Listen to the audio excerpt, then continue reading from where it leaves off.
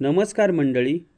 तर आज आपण अमोल्स किचनमध्ये बघणार आहोत रात्री राहिलेल्या म्हणजे शिळ्या चपात्या उरलेल्या चपात्यापासून अतिशय सुंदर आणि छान अशी डिश. तर बघा, हे घेतलेले आहेत मी 2 चपात्या आणि चपाती तुम्ही अशी फोल्ड करून अशी छान अशी 4 ठिकाणी फोल्ड करायची आणि आपली किसणी असती ना त्याच्यावरती छान अशी कासून घ्यायची. आता ही चपाती आपल्याला जेवढी होईल तेवढी बारीक साईडनीच घासायची आहे. म्हणजे कसं छान असं ह्याचा कद्दूकस झाला पाहिजे. आणि एकदा ही डिश तुम्ही पाहिली ना रेसिपी तर लगेच बनवाल किंवा तुम्ही संध्याकाळी 4 चपात्याचं पीठ नक्कीच जास्त मळून ठेवणार, ही मी तुम्हाला गॅरंटी देतो. आता बघा, सगळ्या दोन्हीही चपात्या आपण छान अशा बारीक बारीक बारीक खिसून घेऊयात. आणि तुम्हाला काहीही मटेरियल बाहेरून आणायचं नाही, घरातल्या साहित्यातून एवढी छान अशी डिश ही बनते. आता घेतलेले आहेत हे चपात्या आपण बारीक खीस करून 2 चपात्याचा बारीक खीस केलेला आहे. तुम्ही 100% मी सांगतो तुम्हाला, ही जर रेसिपी पाहिली तर नक्कीच 4 चपात्या तुम्ही जास्त पीठ मळून ठेवणार, म्हणजे ठेवणारच, मुद्दामून तुम्ही चपात्या वाचवणार.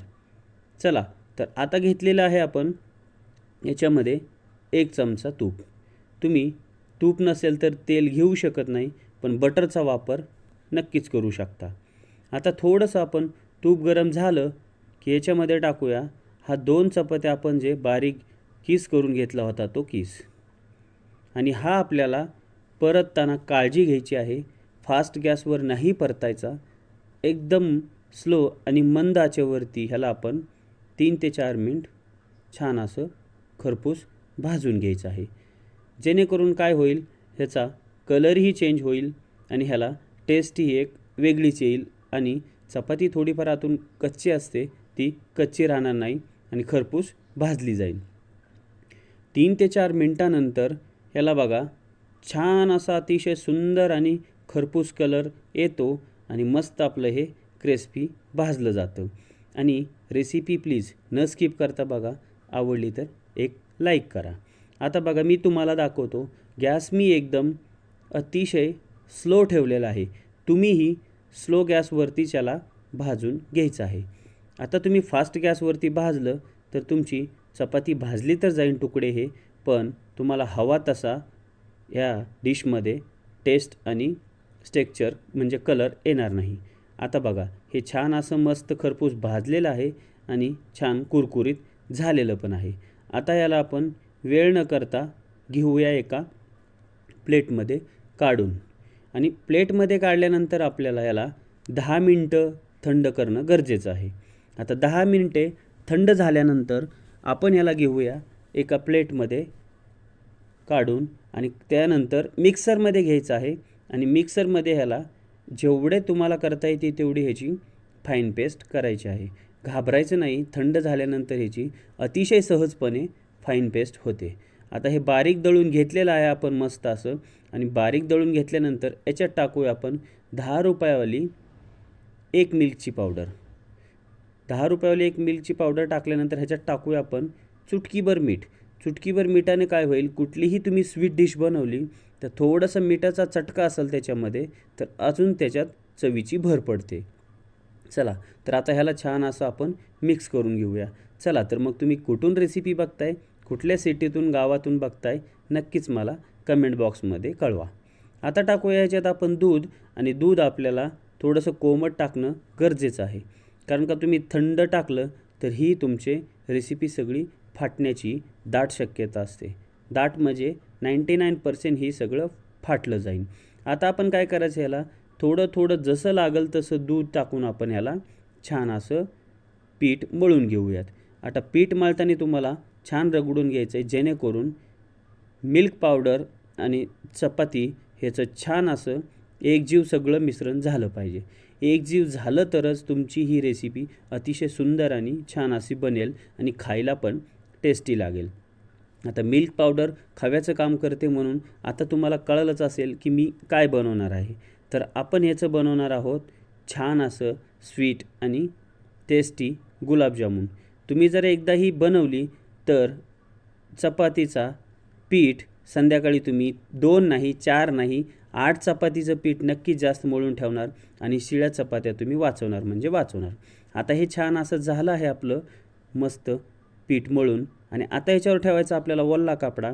वल्ला कपडा ठेवल्यामुळं काय होतं, आपण जोपर्यंत ह्या गुलाबजामुनचे गोळे बनवतो तोपर्यंत ते पीठ सॉफ्टच राहतं, कडक होत नाही. वल्ला कपडा नाही ठेवला तर कडक होतं आणि मग हे गुलाबजामुन फाटण्याची दाट शक्यता असते. 99% फाटतातच.